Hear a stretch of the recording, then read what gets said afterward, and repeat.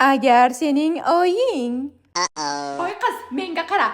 Agar yigitlar bilan tishingni oqini ko'rsatib, hiring qilib yurganingni eshitsam, oyog'ingni urib sindiraman, ana shu ko'chaga chiqolmaydigan bo'lib qolasan, tushundingmi?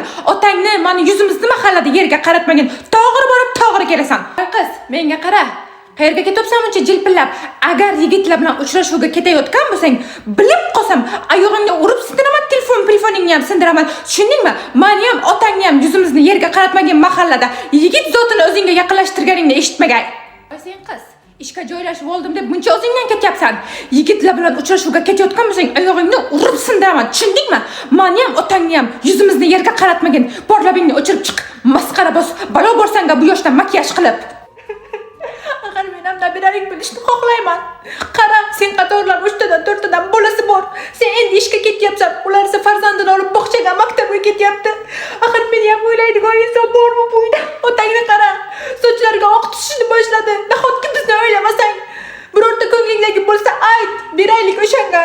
Ayt, sovchi